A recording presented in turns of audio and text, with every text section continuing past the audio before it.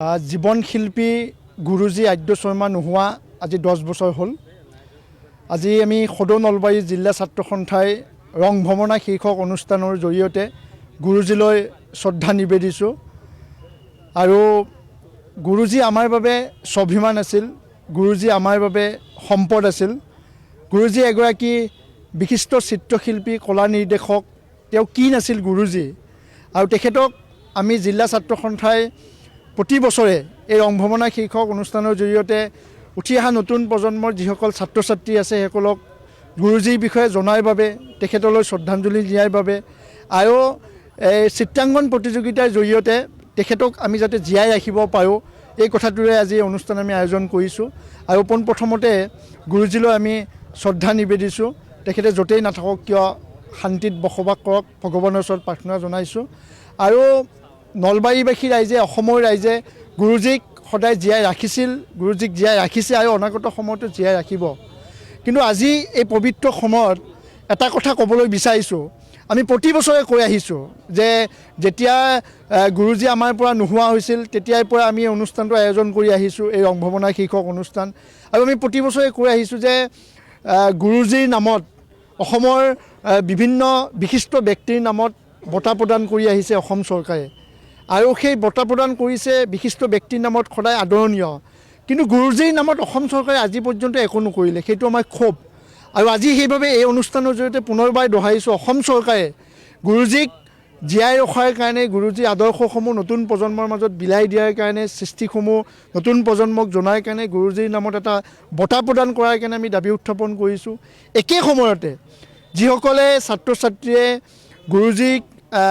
গুৰুজীৰ বিষয়ে জনাৰ বাবে পাঠ্যপুথিত গুৰুজীৰ বিষয়ে অন্তৰ্ভুক্ত কৰাৰ কাৰণে আমি দাবী উত্থাপন কৰিছোঁ। কাৰণ ঘৰতে ঘৰতে শিল হৈ যায়। আমিও প্ৰতি বছৰে কৈ আহিছোঁ, আজিও পুনৰবাৰ দোহাৰিছোঁ। অসমৰ ৰাইজে, নলবাৰীবাসী ৰাইজে, আমি ছাত্ৰ সন্থাই গুৰুজীক জীয়াই ৰাখিম, বা গুৰুজী আমাৰ মাজত সদায় জীয়াই থাকিব। তেখেতৰ যিটো কৰ্ম, তেখেতৰ যি সৃষ্টি, আৰু নতুন প্ৰজন্মই বৈ যাব লাগিব গুৰুজী আদৰ্শ সৃষ্টি।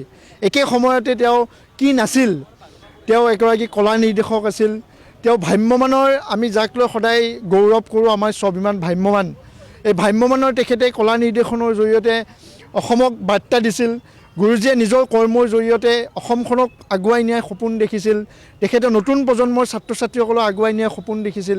আৰু এগৰাকী অতি দুখীয়া পৰিয়ালৰ পৰা অহা এগৰাকী ব্যক্তি, কম শিক্ষা গ্ৰহণ কৰিয়ে তেখেতে বিশ্বজিনাৰ জয় সপোন দেখিছিল। তেখেতে হাতত মাত্ৰ সেই ৰং তুলিকাৰে তেখেতে বিশ্বজয় কৰাৰ সপোন দেখিছিল, সমাজখনো আগুৱাই নিয়াৰ সপোন দেখিছিল। নলবাৰীৰ বিভিন্ন প্ৰান্তত তেখেতে কাম কৰি গৈছিল, কণ ছাত্ৰ ছাত্ৰীসকলক আগুৱাই নিয়াৰ তেওঁ চিন্তা কৰিছিল।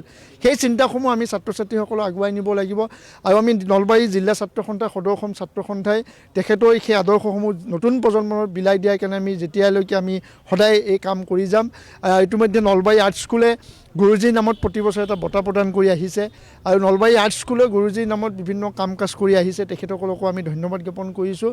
আৰু নলবাৰীবাসী ৰাইজে গুৰুজীৰ সৃষ্টি আদৰ্শ সদায় জীয়াই ৰাখিব। অসম চৰকাৰকো আজি এই অনুষ্ঠানৰ পৰা পুনৰবাৰ এই কথাটো দাবী উত্থাপন কৰিলোঁ, আৰু গুৰুজীলৈ পুনৰবাৰ শ্ৰদ্ধাঞ্জলি নিবেদিলোঁ। শিল্পী জগতৰ মহিৰূপ স্বৰূপ নলবাৰীৰ স্বাভিমান গুৰুজী আদ্য শৰ্মাদেৱৰ আজি 10ম মৃত্যুবাৰ্ষিকী, আৰু এই মৃত্যুবাৰ্ষিকীত তেখেতক আজি আমি শ্ৰদ্ধাৰে সোঁৱৰিছোঁ। আৰু তেখেতৰ স্মৃতি যুগমীয়া কৰাৰ স্বাৰ্থত সদৌ নলবাৰী জিলা ছাত্ৰ সন্থাই প্ৰতি বছৰে ৰং ভ্ৰমণা শীৰ্ষক এটি অনুষ্ঠানৰ আয়োজন কৰি আহিছোঁ। আৰু এইবেলি ডক্টৰ ভূপেন হাজৰিকা শিশু উদ্যান প্ৰাংগণত এই ৰং ভ্ৰমণা অনুষ্ঠানৰ আয়োজন কৰা হৈছে। আৰু এই অনুষ্ঠানৰ লগত সংগতি ৰাখি আমি চিত্ৰাংকন প্ৰতিযোগিতা অনুষ্ঠিত কৰিছোঁ। 2টা শাখাত এই প্ৰতিযোগিতা অনুষ্ঠিত হৈছে, আৰু সন্ধিয়ালৈকে আমি বঁটা বিতৰণী অনুষ্ঠান আৰু বন্তি প্ৰজ্বলন কাৰ্যসূচী ৰূপায়ণ কৰি আজিৰ অনুষ্ঠানটো সামৰণি পেলাম।